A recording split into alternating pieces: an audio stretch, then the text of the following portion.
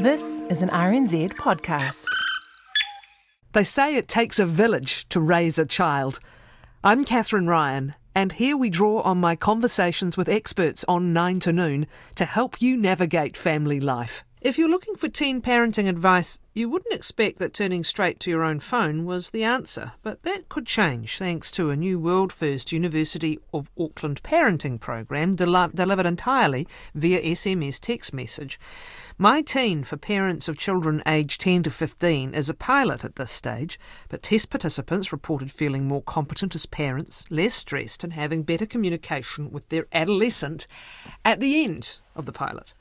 Joanna Chu, a research fellow from the University of Auckland, is with us to explain how the pilot works and its potential applications. She's also happy to take any questions about parenting young teens, as her area of interest is improving adolescent well-being. Joanna, welcome to 9 to Noon. Thank you. Hi, Catherine.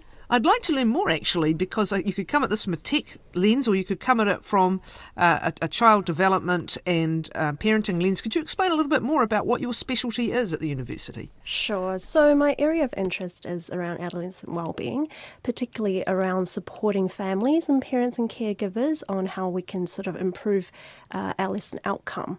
And I guess, taking a little bit of background around why I'm sort of interested in this is also because if you look around the sort of services that are available at the moment for parents, there's a lot more services for parents of young children, but not so much for parents of adolescent. And so, but we also know that from a lot of research, parenting is still play a really important role in the lives of adolescent. Particularly, we know from adolescent who report better parent-adolescent relationship, more parental warmth, more parental involvement, tend to report better outcomes as well. So, for example, better well-being. And so we know that parents are still really important in the lives of adolescent. So, yeah. No, carry on. Yeah, so I guess, and again, as I was saying, there's a lot less services available to support parents. And from some of our earlier work talking with parents of teenagers, and we're talking about just general parents who are faced with sort of everyday parenting issues, they do want the support. So they're saying that, we're facing a little bit of conflict, which is completely normal around this adolescent development, because we know that adolescent is a wonderful stage, but it's also one that presents sort of unique challenges for parents of adolescent because they're trying to renegotiate that parent-adolescent relationship where they're trying to be more autonomous, they're trying to gain more independent, and that can often cause a bit of conflict around the family and household. We also know that they're more vulnerable to risk-taking behaviours, and particularly peers become a bit more important for the teenagers. And even though we have a lot of popular myth that parents are no longer important, but they're indeed actually even more important for that stage of adolescent. So if I look at your background, you're coming from postgrad qualifications in psychology, I think, and you work within the National Institute for Health Innovation at the School of Population. So it's an overlay of psychology and adolescent development. Adolescent mental health, I think, is an interest as well. Yep. And that also comes into the innovation field, which I guess is why we're talking about how we deliver supports to parents. So you saw a need, you saw a gap for parenting at this age. Yep. How did you design the pilot? Well, again, I think if we just look around this sort of support available for parents, we see that, often for parents of adolescent is often services that are already for parents that are experiencing crisis or families that are experiencing crisis. So we want to take a step back and look at, what can we do to prevent parents or families reaching that crisis point? And so it's really about prevention. And what we wanted to really trial out was whether a brief program can have that sort of preventative effect, whether it was helpful for parents. And so we also understand that parents are very time pressured and, getting parents to attend a parenting program is probably quite difficult. And as a parent myself, I know how, we're very, busy, and often to commit or attend a parenting program, a face-to-face program, is not possible. And so what we wanted to try out was, again, using completely through text messaging to see whether it was effective or helpful for parents. And so we wanted to see particularly with parenting messages around adolescent development, on tips for parents, increasing that sort of positive parent-adolescent communication, as well as some self-care tips for parents. Often we forget how important it is to take care of ourselves as a parent, and also some tips around, where to seek support if you do need extra support. And so we sort of trialled that by, we sort of recruited about over 200 parents. We randomly put them in either the group as to a group that received the intervention and a group that had to wait 3 months. And so after receiving the program for 1 month, which was a daily text messages for 1 month, we asked the parent a set of questionnaires, about how they felt and everything. And then again, we asked them that the same at 3 months. And what we actually found was that parents who received the program reported less parenting stress, so they found parenting to be less stressful. They improved their parenting confidence, so they were feeling more confident around their own parenting. They also reported improvement in parent-adolescent communication, and also being able to actually know where to seek help. And this was all sort of maintained at both 1 month and 3 months after the program. Did you use a random group or did you target a group?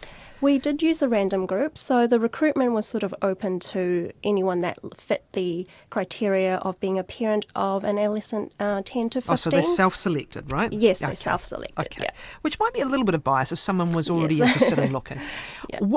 How did you determine? So the text came daily. Was it one text a day, several texts a day? One text a day. Same time each day? The parent had the option to choose, the same time each day, but the parent had the option to choose which time of the day they would like to receive the program at the beginning. And how content rich was the text? Because straight away I'm thinking of like the daily affirmations, that can pop up sometimes. Was it that simple or was it more elaborate? What was the nature of the content that was sent? Sure. So we were limited to only 160 characters, which you can imagine is quite concise and quite short. And I guess the idea was really to give that sort of positive reinforcement and that positive reminder and just a bit of brief but informative information about adolescent development and again self-care and so forth. Do you have some of the messages in front of you? Could you give us some examples? Sure. So, for example, one of them was about, chores. Chores is probably not your teen's favourite topic, so choose something that interests them and talk about it with them. That would be one sort of text message. Another one would be, about self-care, where, you're not expected to do everything alone. Go and seek support if you do need to. And then we also have text messages that provide links to website for further information and also to resources such as helplines. I'm curious as to what time of day was the most popular to receive the text. It was quite a mixed sort of mixture. We did have sort of a morning, afternoon, and also late afternoon. That's interesting. It is indeed. But we did also have parents coming back and saying those that chose the morning text were like, oh, actually, it might have been better if I chose the afternoon Later where it was in the sort day. of after school. Yeah. Sort of that's that little bit of reminder then. So they were practical things. I'd love you to keep going with some of the more how you might handle a situation. Like, it's really interesting, that one. If you want to talk to your teen, don't bring up the housework. Like, you might have to talk to them about housework, but if this is a means of starting a communication, find something else to talk about. Find something that they're interested. So what were some of the other typical areas that people struggle with where a reminder helps? Like, just keep calm, count to 10, that kind of practical stuff. Yeah, absolutely. Yep. That definitely was something about, breathe, take a deep breath and do some breathing exercise, was part of sort of self-care as well. In terms of actually, looking at adolescent development, I think, screen, for example, is one of the sort of concerns for a lot of parents these days. And so we have text messages around, put away your screen, not to have screens in your bedtime, particularly in your bedroom, and put them away before bedtime. Now, is this to the kids or to the parents? For the parent. For the teenagers. You see, straight away, you said it earlier, that we're so busy these days that many people wouldn't have time to attend a parenting program. Mm-hmm. But there's another thing that's infiltrating parenting, most people would admit to, is that you're not at the kids' football game watching the football, you've got your phone out, haven't you? Yeah, definitely. And there's an irony that when devices are often intruding on some of the simple interactions or the simple messaging that, yes, I'm listening to you, that we turn to them again to help. Can you comment? Yes. So definitely. I think, technology is definitely here to stay. And I think is really trying to achieve that digital what we sort of call digital balance. We want to make good use of technology. For example, with this program, we were able to reach parents that may not, would have a thought about attending a parenting program. So it's good in terms of, the population reach and the sort of impact. But we also need to consider the negative effects, as you were saying, sometimes about that, people call secondhand smoke effect, but we can, even talk about secondhand screen effect, where it's going to, just because you're using the phone, it actually impacts the way how your parent and you're not adolescent. present. You're not attending. present. But that could even be one of the messages. Read this message and then put down your phone for an hour. Talk to your kid. Definitely. So we do have a message about role modelling as well. So it's really important that parents do role model that behaviour. You can't set up a sort of a family rule where, no phones at the family meal time if you are the one that is constantly on the phone. So it's definitely something as a family that you need to all agree on and all stick to. And how many different messages were there, Joanna? There were because it was one daily text for a whole month, so about 20. Just about 28 28 messages. Okay. Over 3 months, though. 28 messages that was repeated. Okay, and then you just repeated over it 1 month too? Okay, understood. It was over 1 month. So 28 messages. How, again, if you're going to look at expanding this, how and who determines what the nature of the content is, both for its credibility as advice for developing young people, and also prioritising? How did you go through that moderating process, I guess? Yeah, definitely. So in terms of actually the development of the program, when we first developed the program, we adapted some of the guidelines from a parenting program that was developed in Australia. We took out some of the key points and we turned it into a text message.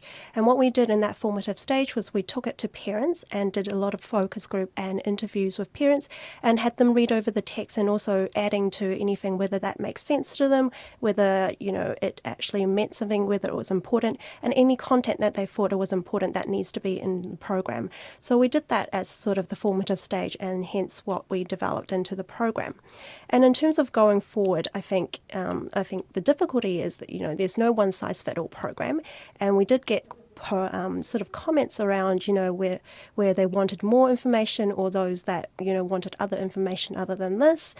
So again, I guess there's no one-size-fits-all, but it's definitely a starting point where we know that there is a need for it, definitely. It opens a pathway, I suppose, to using those digital devices again to people who may be hard to reach or may be isolated, and goodness knows that can involve many parents. And it's possibly a starting point for realising where there might be a room for e-chat sometimes, if you can get resources for it. You might be able to develop into something like that, because I'm sure there are some people who maybe wanted to text back and ask something. Yeah, definitely. And clearly in this pilot that's not feasible. But do you, as we look at what's going to happen to e-health, both in our physical health lives and in our emotional and mental health lives, do you see this as being a signal that there's room to use more and to use this as a communication system? I definitely think so. I think, with mHealth or eHealth, as you say, it's not going to replace face-to-face sort of, interventions or therapy or services, but it's definitely a gateway for those that have, never thought about actually going to help. But it's a gateway for them to, first understand that it shouldn't be a stigma around help seeking. It should be, if you need help, you need to go and seek help. So it's definitely a gateway for that and for them to reach further services when they need to. What did they tell you, those who participated, both those who got the messages and those who didn't? Well, those that got the message, we had a really sort of positive feedback around it. I think over about 90%, would recommend the program to others, and about 98% found them to be useful and thought, using text message was a really good way to deliver that sort of information. What we did find was, in terms of, a recruitment, is that fathers are really mothers are really overrepresented, so we were not able to target sufficient fathers. And that's something that is, I think, definitely a challenge in terms of not only for fathers of adolescents, but fathers in general tend to seek support less, or the programs in the sense that is not really quite tailored for them, and so they don't see that sort of need to go and engage program.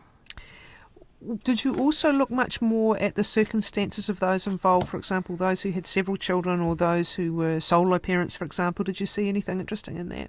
in terms of their willingness to want the information and get the information? I think in general, just, because it was such a brief program and it didn't require, in the sense that it didn't require any effort on the parents' part to sort of participate apart from just receiving the program and completing the questionnaires, we see that across all parents, they were really receptive to just getting that sort of extra information. I suppose the slight risk is, and I welcome you saying it's never going to replace face-to-face. I think one of the challenges we've got, obviously, is that the way people found support and have since cave people times is, it might be a grandmother, it might be parents nearby, it might be family nearby, it might be peers nearby, but our modern lives are so busy and so isolating. And you wouldn't want someone to end up thinking whether it was online, whether it was text message or online anything else, thinking that this was better than or good enough. Is there a risk of that, or really is people's need for interaction and support and talking things out and their hunger for this kind of information such that it's adding to rather than trying to replace anything? I think if you I think some of the surveys that we did with parents, it's quite clear that the main source of support, or where the first sort of support that they would go to, is still their friends. I mean their family members, and then it will be friends, and then even with professional help, it comes down quite low on the list. But they do tend to go with, parent groups, but it's just the way how it's communicated, even parenting groups, we can be saying, social media sort of parenting groups.